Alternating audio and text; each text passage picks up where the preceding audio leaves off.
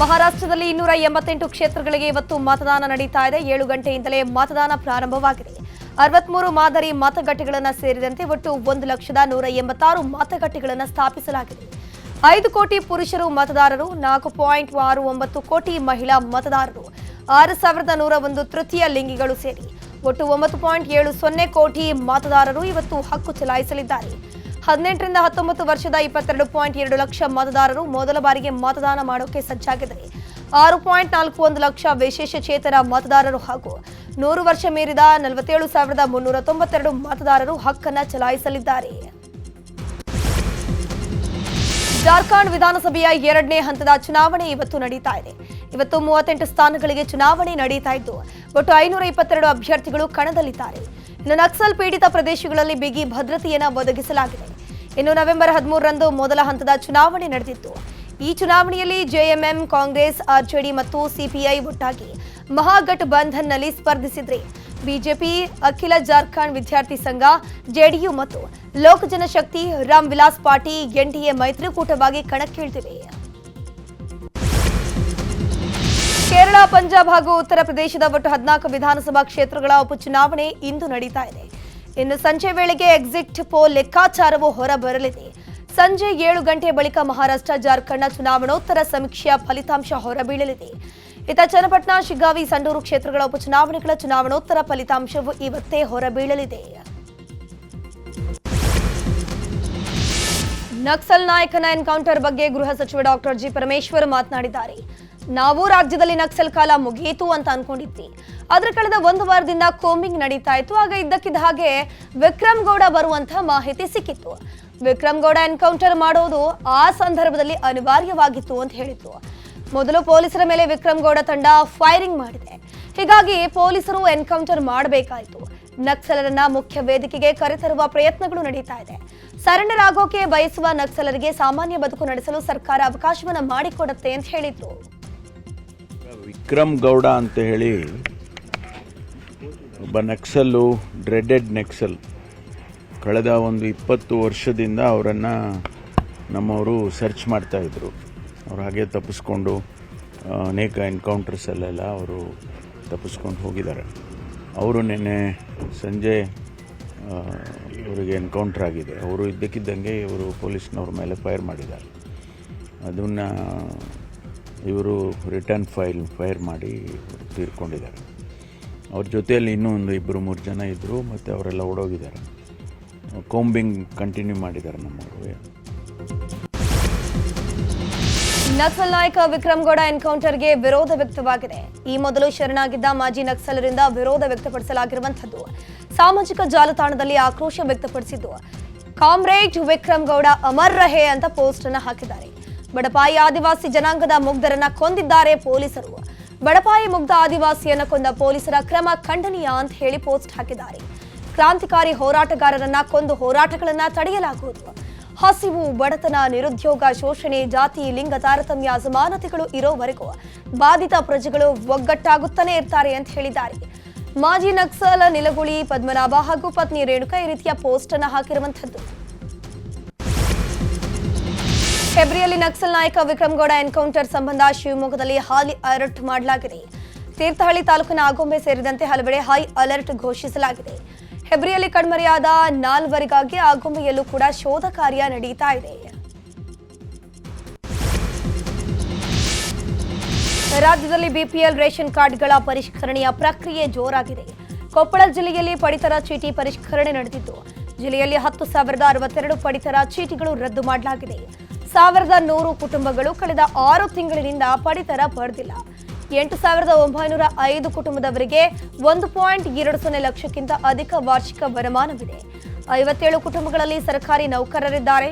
ಜಿಲ್ಲೆಯಲ್ಲಿ 445 ನ್ಯಾಯಬೆಲೆ ಅಂಗಡಿಗಳಲ್ಲಿ ಒಟ್ಟು 36,981 ಎಪಿಎಲ್, 2,85,622 ಬಿಪಿಎಲ್ ಕಾರ್ಡ್ದಾರರಿದ್ದಾರೆ ಅಂತ ಮಾಹಿತಿಯನ್ನು ನೀಡಲಾಗಿದೆ. ಇದೀಗ ಮತ್ತೆ ಪ್ರತಿ ಪಡಿತರ ಕಾರ್ಡುದಾರರು ಆಧಾರ್ ಕಾರ್ಡ್, ಆದಾಯ ಪ್ರಮಾಣ ಪತ್ರ, ರೇಷನ್ ಕಾರ್ಡ್ ಜೆರಾಕ್ಸ್ ಅನ್ನ ಪ್ರತಿಯನ್ನ ನೀಡೋಕೆ ಸೂಚನೆಯನ್ನು ಕೊಡಲಾಗಿದೆ. ನಮ್ಮ ಹತ್ರ ಇನ್ಕಮ್ ಟ್ಯಾಕ್ಸ್ ಇಲ್ಲಾಂದರೆ ಅಕ್ಕಿ ಏನು ತಿನ್ಬೇಕು? ನಾವು ಬಡವರು ನಾವು ಏನು ತಿನ್ಬೇಕು? ಇವ್ರು ತಿಂಗಳ ಕಾನೂನು ಮಾಡಿದ್ರೆ ಏನು ತರಬೇಕು ಲಾಸ್ಟಿಗೆ? ನಮ್ಮ ಜೀವ ಥರನ ಹೇಳ್ರಿ ನಮಗೆ ಆಧಾರ್ ಕಾರ್ಡು ರೇಷನ್ ಕಾರ್ಡು ಕೊಡು ಅಂತ ಹೇಳ್ಯಾರ ಅದು ಕೊಡ್ತಾ ಇದ್ದೀವಿ ಇನ್ಕಮ್ ಸರ್ಟಿಫಿಕೇಟ್ ನಮ್ಮ ಹತ್ರ ಇಲ್ಲ ಈ ಇಲ್ಲದ ನಾವೇನು ತಿನ್ಬೇಕು ಕಾರ್ಡ್ದಾರನ ಹ್ಞೂ ಸರ್ ಕಾರ್ಡ್ದಾರ ನಮಗೆ ಬೈತಾರೆ ಸರ್ ಪ್ರತಿ ತಿಂಗಳ ಒಂದೊಂದು ಕಾನೂನು ಮಾಡ್ತಿರಲ್ಲ ನೀವು ಸರಿಯಾಗಿ ನಿಖರವಾಗಿ ಮಾಹಿತಿ ಕೊಡೋಲ್ಲ ಸರ್ ಈಗ ರೇಷನ್ ಕಾರ್ಡ್ ತೊಗೊಂಬರ್ಬೇಕಂತ ಜೆರಾಕ್ಸು ಸರ್ ಇನ್ಕಮ್ ಸರ್ಟಿಫಿಕೇಟ್ ತೊಗೊಂಬರ್ಬೇಕಂತ ಕೆಲವೊಂದು ಜೋಪಡಿಯಾಗಿರ್ತಾರೆ ಅವ್ರು ಎಲ್ಲಿ ತೊಗೊಂಬರ್ಬೇಕು ಸರ್ ಇವರು ಎಲ್ಲಿ ತೊಗೊಂಬರ್ಬೇಕು ಸರ್ ಕಡ್ಡಾಯವಾಗಿ ಇಸ್ಕೇರಿ ಅಂತ ಹೇಳ್ತಾರೆ ಸರ್ ಇವರು ಹೆಂಗೆ ಇಸ್ಕೋಬೇಕು ಸರ್ ನಾವು ಬಿಪಿಎಲ್ ಕಾರ್ಡ್ ಪರಿಷ್ಕರಣೆ ವಿಚಾರವಾಗಿ ಬೆಂಗಳೂರಿನಲ್ಲಿ ಕೆಪಿಸಿಸಿ ಕಚೇರಿಯಲ್ಲಿ ಡಿಸಿಎಂ ಡಿಕೆ ಶಿವಕುಮಾರ್ ಪ್ರತಿಕ್ರಿಯೆ ಕೊಟ್ಟಿದ್ದಾರೆ. ಬಿಜೆಪಿಗೆ ಹಾಗೂ ಕುಮಾರಸ್ವಾಮಿಗೆ ನಮ್ಮ ಸರ್ಕಾರದ ಬಗ್ಗೆ ಹೇಳೋದಕ್ಕೆ ಏನಿಲ್ಲ. ಅವರ ಕಾಲದಲ್ಲಿ ಏನೇನು ಅನ್ಯಾಯ ಮಾಡಬೇಕು ಅದನ್ನು ಮಾಡಿದ್ದಾರೆ. ಬಡವರಿಗೂ ಸಹಾಯ ಮಾಡಿರಲಿಲ್ಲ. ಅಕ್ಕಿ ಯೋಜನೆ ಮಾಡಿದ್ರ, ಪೆನ್ಷನ್ ಕೊಡೋ ಯೋಜನೆಯನ್ನ ಮಾಡಿದ್ರ ಅಂತ ಪ್ರಶ್ನೆಯನ್ನ ಮಾಡಿದ್ರು. ಬಡವರಿಗೂ ತೊಂದರೆ ಆಗಲ್ಲ, ಮೊಸರಲ್ಲಿ ಕಲ್ಲು ಹುಡುಕುವಂತಹ ಕೆಲಸವನ್ನ ಬಿಜೆಪಿಯವರು ಮಾಡ್ತಿದ್ದಾರೆ ಅಂತ ಕಿಡಿಕಾರಿದ್ರು. ಅವ್ರ ಕಾಲದಲ್ಲಿ ಯಾವ ಬಡವರಿಗೂ ಏನೂ ಸಹಾಯ ಮಾಡಲಿಲ್ಲ. ಒಂದು ಕಾರ್ಯಕ್ರಮ ಅವ್ರ ಕೈಲಿ ಕೊಡೋಕ್ಕಾಗಲಿಲ್ಲ. ಒಂದು ಯಾವ್ದಾದ್ರು ಒಂದು ಬಡವ್ರಿಗೆ ಅಕ್ಕಿ ಕೊಡೋ ಕಾರ್ಯಕ್ರಮ ಅವ್ರು ಮಾಡಿದ್ರ, ಕಾರ್ಡ್ ಕೊಡೋ ಕಾರ್ಯಕ್ರಮ ಅವ್ರು ಮಾಡಿದ್ರ, ಪೆನ್ಷನ್ ಕೊಡೋ ಕಾರ್ಯಕ್ರಮ ಅವ್ರು ಮಾಡಿದ್ರ, ಸೈಟ್ ಕೊಡೋ ಕಾರ್ಯಕ್ರಮ, ಆಶ್ರಯ ಕಾರ್ಯಕ್ರಮ ಅವ್ರ ಕಾಲದಲ್ಲಿ ಏನಾರು ಆಯ್ತಾ? ಜಮೀನ್ ಕೊಡೋ ಕಾರ್ಯಕ್ರಮ ಅವ್ರು ಆಯ್ತಾ? ಕೆಲವರು GST ಕಟ್ತಾ ಇದ್ದಾರೆ, ಕೆಲವರು ಇನ್ಕಮ್ ಟ್ಯಾಕ್ಸ್ ಕಟ್ತಾ ಇದ್ದಾರೆ. ಅಂಥವ್ರನ್ನೆಲ್ಲ ಒಂದು ಲಿಸ್ಟ್ ಮಾಡಿದ್ದಾರೆ. ಅಕಸ್ಮಾತ್ ಯಾರು ಬಡವರಿದ್ರೆ, ಬಡವರಿತ್ತು ಅಂತಾರೆ, ಅದನ್ನೆಲ್ಲ ವಾಪಸ್ಸು ರೆಕ್ಟಿಫೈ ಮಾಡಬೇಕು ಅಂತೇಳಿ ವಾಪಸ್ಸು ತೆಗೆದಾಕಿದ್ರು ವಾಪಸ್ ಇನ್ನೊಂದ್ಸತಿ ಅಪ್ಲಿಕೇಶನ್ ತಗೊಂಡು ಅವ್ರಿಗೆ ಕೊಡಬೇಕು ಅಂತೇಳಿ ಸರ್ಕಾರ ತೀರ್ಮಾನ ಮಾಡಿ. ಬಿಪಿಎಲ್ ಕಾರ್ಡ್ ರದ್ದತಿ ವಿವಾದದ ಬಗ್ಗೆ ಬೆಂಗಳೂರಿನಲ್ಲಿ ಗೃಹ ಸಚಿವ ಡಾಕ್ಟರ್ ಜಿ ಪರಮೇಶ್ವರ್ ಮಾತನಾಡಿದ್ದು, ಸಾರ್ವಜನಿಕರು ಆತಂಕ ಪಡುವ ಅಗತ್ಯ ಇಲ್ಲ. ಐಟಿ ರಿಟರ್ನ್ ಫೈಲ್ ಮಾಡಿದವರು ಅನುಕೂಲಸ್ಥರು. ಇವರಿಗೆಲ್ಲ ಬಿಪಿಎಲ್ ಕಾರ್ಡ್ ಯಾಕೆ? ಇವರೆಲ್ಲ ಬಡವರು ಹೇಗಾಗ್ತಾರೆ ಅಂತ ಪ್ರಶ್ನೆಯನ್ನ ಮಾಡಿದ್ರು. ಆತಂಕ ಪಡೋವಂಥದ್ದು ಏನಿಲ್ಲ. ಈ BPL ಕಾರ್ಡ್ ಕೊಡೋದಕ್ಕೆ ಒಂದಷ್ಟು ನಿಯಮಗಳನ್ನು ಮಾಡಿದ್ದಾರೆ. ಕೇಂದ್ರ ಸರ್ಕಾರದಿಂದನೂ ಬಂದಿದೆ, ನಮ್ಮ ರಾಜ್ಯ ಸರ್ಕಾರದಿಂದನೂ ಕೂಡ ನಿಯಮಗಳಿದ್ದಾವೆ. ಅದರಲ್ಲಿ IT ರಿಟರ್ನ್ಸ್ ಫೈಲ್ ಮಾಡೋರು ಯಾರು? IT ರಿಟರ್ನ್ಸ್ ಫೈಲ್ ಮಾಡೋರು ಸ್ವಲ್ಪ ಹಣ ಇರೋರು, ಅನುಕೂಲಸ್ಥರು, ದುಡಿಮೆ ಮಾಡೋರು, ಅವರಿಗೆಲ್ಲ IT ರಿಟರ್ನ್ಸ್ ಫೈಲ್ ಮಾಡೋರಿಗೆ BPL ಅವ್ರನ್ನ ಹಂಗೆ ಬಡವರು ಅಂತ ಹೇಳ್ತೀರಾ? ಅದಕ್ಕೆ ಅಲ್ಲ ಅದು ಕೊಟ್ಟಿದ್ದಾರೆ. ಅವು ಯಾರ್ಯಾರೋ ಅಧಿಕಾರಿಗಳು ಅವರವ್ರ ಹಂತದಲ್ಲಿ ಬೇರೆ ಬೇರೆ ತಾಲೂಕುಗಳಲ್ಲಿ ಜಿಲ್ಲೆನಲ್ಲಿ ಕೊಟ್ಟಿರ್ತಾರೆ. ಅದನ್ನು ಈಗ ನಾವು ವೆರಿಫೈ ಮಾಡಿ ಅದನ್ನು ಅಂಥವರಿಗೆ ಅದನ್ನು ಸ್ಟಾಪ್ ಮಾಡಬೇಕು ಅಂತೇಳಿ ಒಂದು ಆಹಾರ ಇಲಾಖೆ ತೀರ್ಮಾನ. ಅನರ್ಹತೆ ಹೆಸರಿನಲ್ಲಿ ಬಿಪಿಎಲ್ ಕಾರ್ಡ್ ರದ್ದುಗೊಳಿಸುವ ಸರ್ಕಾರದ ವಿರುದ್ಧ ಬಿಜೆಪಿ ಸಮರ ಸಾರಿದೆ. ಮಾನದಂಡದ ನೆಪದಲ್ಲಿ ಬಡ ಕುಟುಂಬಗಳ ಮೇಲೆ ಸರ್ಜಿಕಲ್ ಸ್ಟ್ರೈಕ್ ಮಾಡಿ ಬಿಪಿಎಲ್ ಕಾರ್ಡ್ಗಳನ್ನು ಕಸಿದುಕೊಂಡಿದೆ ಅಂತ ಆರೋಪವನ್ನು ಮಾಡ್ತಿದ್ದಾರೆ. ಬಿಜೆಪಿ ನಾಯಕರುಗಳು ಇಂದಿನಿಂದ ಹೋರಾಟವನ್ನು ಶುರು ಮಾಡ್ತಿದ್ದಾರೆ. ವಿಧಾನಸಭೆ ವಿರೋಧ ಪಕ್ಷದ ನಾಯಕ ಆರ್ ಅಶೋಕ್, ಮಾಜಿ ಡಿಸಿಎಂ ಅಶ್ವಥ್ ನಾರಾಯಣ್, ಶಾಸಕ ಗೋಪಾಲಯ್ಯ ಇವತ್ತು ಬೆಂಗಳೂರಿನಲ್ಲಿ ಕಾರ್ಡ್ ಕಸಿದುಕೊಂಡಿರುವವರ ಮನೆಗೆ ಭೇಟಿ ನೀಡಲಿದ್ದಾರೆ. ಈ ಮೂಲಕ ಸರ್ಕಾರಕ್ಕೆ ಬಿಸಿ ಮುಟ್ಟಿಸಲು ಮುಂದಾಗಿರುವಂತದ್ದು. ಮುಡಾ 50-50 ಸೈಟ್ ಹಗರಣಕ್ಕೆ ಸಂಬಂಧಪಟ್ಟಂತೆ ಮುಡಾ ಮಾಜಿ ಕಮಿಷನರ್ ನಟೇಶ್ ವಿಚಾರಣೆಯನ್ನು ಮಾಡಲಾಗಿದೆ. ಕೆಲವು ದಾಖಲೆಗಳ ಸಮೇತ ಆಗಮಿಸಿದ ನಟೇಶ್ ಮಾಧ್ಯಮದ ಕ್ಯಾಮೆರಾ ಕಂಡು ಫುಲ್ ಗರಂ ಆಗಿದ್ರು. ನನ್ನನ್ನು ಯಾಕೆ ವಿಡಿಯೋ ಮಾಡ್ತೀರಾ ಅಂತ ಪ್ರಶ್ನೆಯನ್ನ ಮಾಡಿದ್ರು. ಬಳಿಕ ಮಾತನಾಡಿರುವಂತಹ ನಟೇಶ್ ಒತ್ತಡದಲ್ಲಿ ಹಾಗೆ ಮಾತನಾಡಿದೀನಿ ಅಂತ ಹೇಳಿದ್ರು.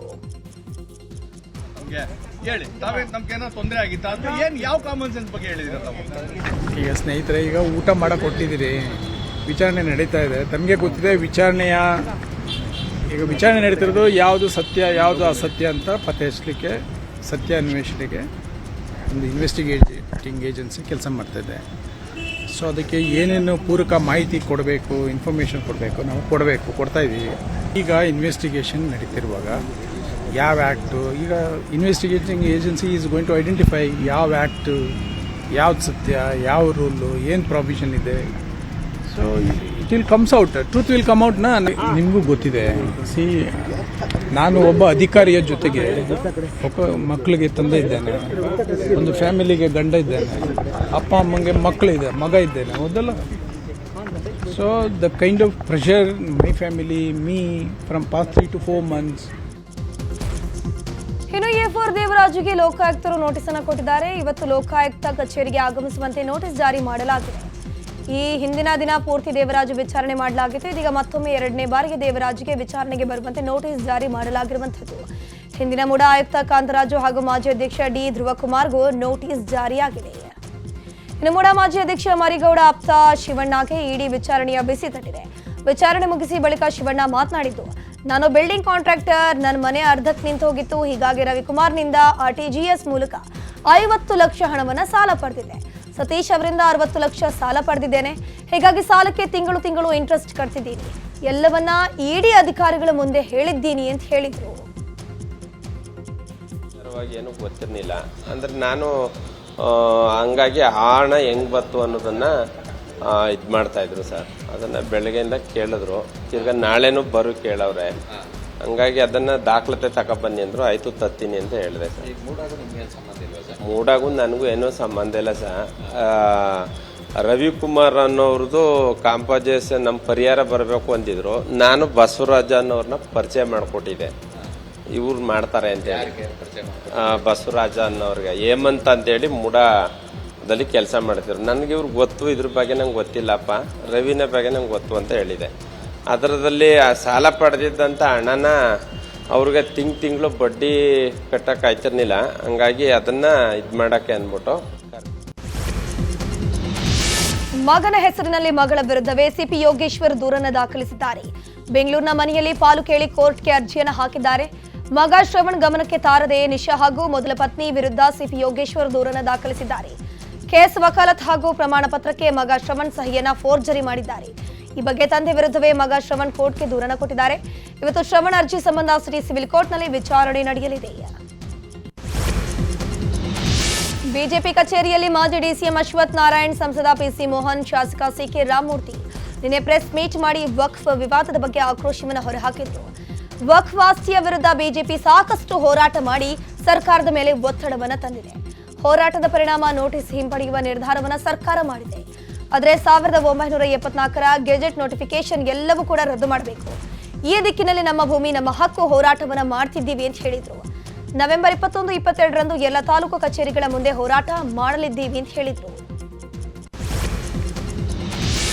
ದಿನ ಕಳೆದಂತೆ ವಕ್ಫ್ ಆಸ್ತಿ ವಿವಾದ ಹೆಚ್ಚಾಗ್ತಾನೆ ಇದೆ. ಬಾಗಲಕೋಟೆಯ ಅನಗವಾಡಿ ಗ್ರಾಮದ 70 ರೈತರ 206 ಎಕರೆ ಜಮೀನು ವಕ್ಫ್ ಬೋರ್ಡ್ದು ಅಂತ ನಮೂದಾಗಿದೆ. ರೈತರು ಬ್ಯಾಂಕ್ನಲ್ಲಿ ಸಾಲ ಪಡೆಯಲು ಆಗದೆ, ಜಮೀನು ಮಾರಾಟ ಮಾಡೋಕ್ಕೂ ಆಗದೆ ಸಂಕಷ್ಟಕ್ಕೆ ಸಿಕ್ಕಾಕೊಂಡಿದ್ದಾರೆ. ಈ ಹಿನ್ನೆಲೆ ವಕ್ಫ್ ಬೋರ್ಡ್ ವಿರುದ್ಧ ರೈತರು ಪ್ರತಿಭಟನೆ ಮಾಡೋಕೆ ತೀರ್ಮಾನಿಸಿದ್ದು ಬಾರ್ಕೋಲ್ ಚಳುವಳಿಯನ್ನ ನಡೆಸಲಿದ್ದಾರೆ. ವಕ್ಫ್ ಆಸ್ತಿ ರಾಷ್ಟ್ರೀಕರಣ ಮಾಡುವಂತೆ ಶಾಸಕ ಬಸವನಗೌಡ ಪಾಟೀಲ್ ಯತ್ನಾಳ್ ಅವರು ಪ್ರಧಾನ ಕಚೇರಿಗೆ ಪತ್ರವನ್ನು ಬರೆದಿದ್ರು. ಇದೀಗ ಯತ್ನಾಳ್ ಪತ್ರಕ್ಕೆ ಪ್ರಧಾನಿ ಕಚೇರಿಯಿಂದ ಪ್ರತಿಕ್ರಿಯೆ ಬಂದಿದೆ.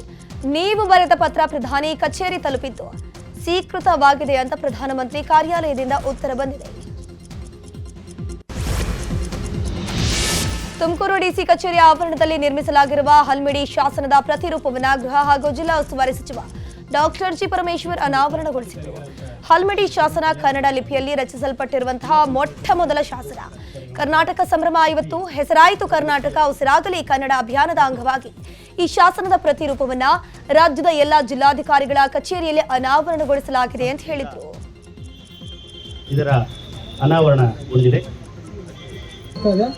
ಆತ ಪ್ರತಿಯನ್ನ ಪುನಃಸ್ಥಾಪನೆ ಮಾಡ್ತಕ್ಕಂಥ ಕಾರ್ಯಕ್ರಮದಲ್ಲಿ ಬಂದು ಉದ್ಘಾಟನೆ ಮಾಡಿದಂಥ ಮಾನ್ಯ ಗೃಹ ಸಚಿವರಾದಂಥ ಡಾಕ್ಟರ್ ಜಿ ಪರಮೇಶ್ವರ್ ಸರ್ ಅವರಿಗೆ ಹಾಗೂ ಈ ಒಂದು ಕಾರ್ಯಕ್ರಮದಲ್ಲಿ ಆಸೀನರಾಗಿರ್ತಕ್ಕಂಥ ನಗರ ಶಾಸಕರಾದಂಥ ಸನ್ಮಾನ್ಯ ಜ್ಯೋತಿ ಗಣೇಶ್ ಸರ್ ಅವರಿಗೆ. ಯಾದಗಿರಿಯಲ್ಲಿ ಅಕ್ರಮ ಮಣ್ಣು ಗಣಿಗಾರಿಕೆ ದಂಧೆ ಎಗ್ಗಿಲ್ಲದೆ ನಡೀತಾನೆ ಇದೆ. ಜಿಲ್ಲೆಯ ಶಹಾಪುರ ತಾಲೂಕಿನ ದೌರನಹಳ್ಳಿ ಕನ್ಯಾಕೊಳ್ಳುವ ಗ್ರಾಮದ ಬೆಟ್ಟದಲ್ಲಿ ಅಕ್ರಮ ಗಣಿಗಾರಿಕೆ ನಡೀತಾ ಇದೆ. ಜಿಲ್ಲೆಯಾದ್ಯಂತ ಅಕ್ರಮ ಮಣ್ಣು ಹಾಗೂ ಮರಳು ಗಣಿಗಾರಿಕೆ ನಡೀತಾ ಇದ್ರು ಸಂಬಂಧಪಟ್ಟ ಅಧಿಕಾರಿಗಳು ತಡೆಯೊಡ್ಡುವುದಕ್ಕೆ ಮುಂದಾಗದಿರುವುದು ಸಾಕಷ್ಟು ಅನುಮಾನಕ್ಕೆ ಎಡೆ ಮಾಡಿಕೊಟ್ಟಿದೆ. ಪ್ಲಾಸ್ಟಿಕ್ ತ್ಯಾಜ್ಯ ನಿರ್ವಹಣೆಯಲ್ಲಿ ಹುಬ್ಬಳ್ಳಿ ಧಾರವಾಡ ಮಹಾನಗರ ಪಾಲಿಕೆ ಸಂಪೂರ್ಣ ನಿರ್ಲಕ್ಷ್ಯ ತಾಳಿದೆ ಅಂತ ಅಕ್ಕ ಫೌಂಡೇಶನ್ ಟ್ರಸ್ಟ್ ಅಧ್ಯಕ್ಷ ವೀರಪ್ಪ ಅರಕೇರಿ ಆರೋಪಿಸಿದ್ದಾರೆ. ಈ ಬಗ್ಗೆ ಹುಬ್ಬಳ್ಳಿಯಲ್ಲಿ ಮಾತನಾಡಿರುವಂತಹ ವೀರಪ್ಪ, ವಾಯು ಮಾಲಿನ್ಯದಲ್ಲಿ ಹುಬ್ಬಳ್ಳಿ ನಂಬರ್ 1 ಸ್ಥಾನದಲ್ಲಿದೆ. ಘನತ್ಯಾಜ್ಯ ನಿರ್ವಹಣೆಯಲ್ಲಿ ಪಾಲಿಕೆ ಸಂಪೂರ್ಣವಾಗಿ ವಿಫಲವಾಗಿದೆ. ಹೀಗಾಗಿ ಹುಬ್ಬಳ್ಳಿ ಧಾರವಾಡ ಅವಳಿ ನಗರದ ತಾಪಮಾನ ದಿನೇ ದಿನೇ ಏರಿಕೆಯಾಗೋಕೆ ಆರಂಭವಾಗಿದೆ. ಮಾಲಿನ್ಯ ನಿಯಂತ್ರಣಕ್ಕೆ ಕೂಡಲೇ ತುರ್ತು ಕ್ರಮ ಕೈಗೊಳ್ಳಬೇಕು ಅಂತ ಆಗ್ರಹಿಸಿದ್ರು. ತುಂಗಭದ್ರಾ ಅಚ್ಚುಕಟ್ಟು ಪ್ರದೇಶದಲ್ಲಿ 2ನೇ ಬೆಳೆಗೆ ನೀರು ನೀಡುವ ಕುರಿತು ನಾಳೆ ತುಂಗಭದ್ರಾ ನೀರು ನಿರ್ವಹಣಾ ಸಲಹಾ ಸಮಿತಿ ಸಭೆ ನಡೆಯಲಿದೆ. ಬೆಂಗಳೂರಿನ ವಿಕಾಸಸೌಧದಲ್ಲಿ ಮಧ್ಯಾಹ್ನ 3:30 ಸುಮಾರಿಗೆ ಸಭೆ ನಡೆಯಲಿದೆ. ಸಚಿವ ಶಿವರಾಜ ತಂಗಡಿಗೆ ಅಧ್ಯಕ್ಷತೆಯಲ್ಲಿ ಸಭೆ ನಡೆಯಲಿದ್ದು ಕೊಪ್ಪಳ, ವಿಜಯನಗರ, ಬಳ್ಳಾರಿ ಹಾಗೂ ರಾಯಚೂರು ಜಿಲ್ಲೆಯ ಜನಪ್ರತಿನಿಧಿಗಳು, ಅಧಿಕಾರಿಗಳು ಸಭೆಯಲ್ಲಿ ಭಾಗಿಯಾಗ್ತಾರೆ. ವಸತಿ ನಿಲಯದ ಮಕ್ಕಳಿಗೆ ಕಳಪೆ ಆಹಾರ ನೀಡಿದ್ದು ಸಿಬ್ಬಂದಿಯನ್ನ ಶಾಸಕ NH ಕೋನರೆಡ್ಡಿ ತರಾಟೆಗೆ ತೆಗೆದುಕೊಂಡ ಘಟನೆ ಧಾರವಾಡದ ನಮ್ಮಲಗುಂದದಲ್ಲಿ ನಡೆದಿದೆ. ಪಟ್ಟಣದ ಮುರಾರ್ಜಿ ವಸತಿ ನಿಲಯಕ್ಕೆ ದಿಢೀರ್ ಭೇಟಿ ನೀಡಿ ಮಕ್ಕಳಿಗೆ ನೀಡಿದ ಆಹಾರ ಹಾಗೂ ರೇಷನ್ ಗುಣಮಟ್ಟವನ್ನು ಪರಿಶೀಲನೆ ಮಾಡಿದರು. ರೇಷನ್ ಕೊಠಡಿಯಲ್ಲಿನ ಕಳಪೆ ರೇಷನ್ ಕಂಡು ಗರಂ ಆಗಿದ್ದಾರೆ. ಬಳಿಕ ಸಿಬ್ಬಂದಿಯನ್ನ ತರಾಟೆಗೆ ತೆಗೆದುಕೊಂಡು ಅವರು ಮಕ್ಕಳಿಗೆ ಗುಣಮಟ್ಟದ ಆಹಾರ ನೀಡುವಂತೆ ಖಡಕ್ ವಾರ್ನಿಂಗ್ ಅನ್ನು ಕೊಟ್ಟರು.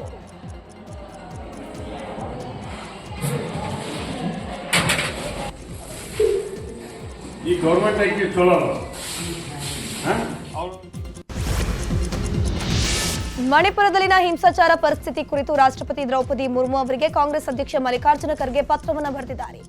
ಹಿಂಸಾಚಾರದಲ್ಲಿ ಮಹಿಳೆಯರು, ಮಕ್ಕಳು ಸೇರಿದಂತೆ ಸುಮಾರು 300 ಜನರು ಸಾವನ್ನಪ್ಪಿದ್ದಾರೆ.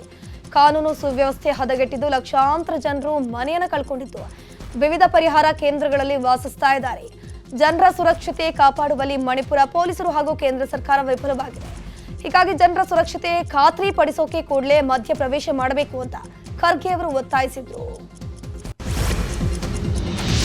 ಮಹಾನಟಿ ಖ್ಯಾತಿಯ ಕೀರ್ತಿ ಸುರೇಶ್ ಹಾಸಮಣೆ ಏರೋಕೆ ಸಜ್ಜಾಗಿದ್ದಾರೆ. ಮುಂದಿನ ತಿಂಗಳು 11ರಂದು ಗೋವಾದಲ್ಲಿ ಮದುವೆ ಆಗಲಿದ್ದಾರೆ. 16 ವರ್ಷಗಳ ಗೆಳೆಯ ಆಂಥೋನಿ ತಟ್ಟೀಲ್ ಜೊತೆಗೆ ಕೀರ್ತಿ ಸುರೇಶ್ ಮದುವೆ ಆಗ್ತಿದ್ದಾರೆ.